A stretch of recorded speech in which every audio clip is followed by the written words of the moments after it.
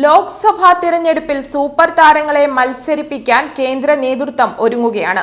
കേന്ദ്ര നേതൃത്വം ആവശ്യപ്പെട്ടാൽ തിരുവനന്തപുരത്ത് മത്സരിക്കുന്നതിനെക്കുറിച്ച് തീരുമാനമെടുക്കുമെന്ന് സുരേഷ് ഗോപി പ്രതികരിച്ചതോടെ മറ്റു താരങ്ങളെക്കുറിച്ചുള്ള അഭ്യൂഹം ശക്തമാവുകയാണ്. തിരുവനന്തപുരത്ത് നടൻ മോഹൻലാലിനെ BJP രംഗത്തിറക്കുമെന്ന അഭ്യൂഹം കുറെ നാളായിട്ടുണ്ട്. എറണാകുളം സീറ്റിൽ മമ്മൂട്ടിയെ സ്ഥാനാർത്ഥിയാക്കണമെന്ന നിർദ്ദേശം CPM-ന് മുന്നിലുമുണ്ട്. മമ്മൂട്ടി, മോഹൻലാൽ, സുരേഷ് ഗോപി എന്നീ വമ്പന്മാരുടെ പേരുകൾ ഒരേ തിരഞ്ഞെടുപ്പുമായി ബന്ധപ്പെട്ട് ഉയരുന്നത് ഇതാദ്യമായാണ്. രാജ്യസഭാ അംഗമായ താൻ ലോക്സഭാ തിരഞ്ഞെടുപ്പിലേക്ക് മത്സരിക്കണമോ എന്ന കാര്യം തീരുമാനിക്കേണ്ടത് കേന്ദ്ര നേതൃത്വമാണെന്നും എന്നാൽ ഇതുവരെ കേന്ദ്രത്തിൽ നിന്നും അത്തരത്തിലൊരു നിർദ്ദേശം വന്നിട്ടില്ലെന്നും സുരേഷ് ഗോപി പറഞ്ഞു.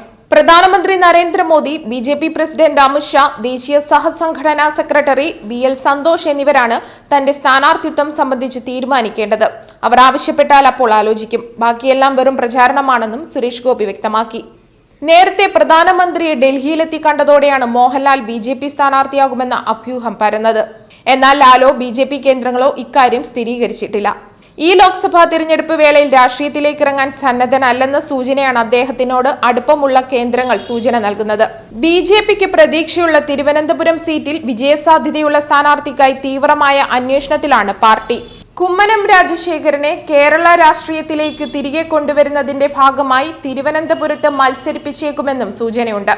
എന്നാൽ ഗവർണർ എന്ന ഭരണഘടനാ പദവിയിൽ ഇരിക്കുന്നയാളെ രാജിവെപ്പിച്ച് ദിവസങ്ങൾക്കകം സ്ഥാനാർത്ഥിയാക്കുന്നതിന്റെ അനൌചിത്യം കണക്കിലെടുക്കേണ്ടിയും വരും.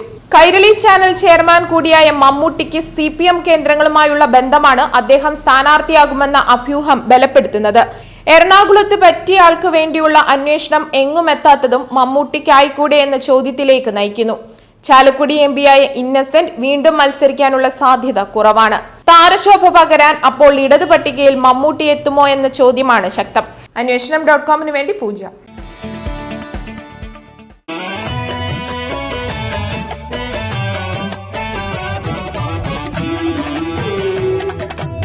സ്വർണ്ണ ചരിത്രത്തിന്റെ 101 വർഷങ്ങൾ ചുങ്കത്ത് ജ്വല്ലറി. അനുഭവം, അതാണ് സത്യം.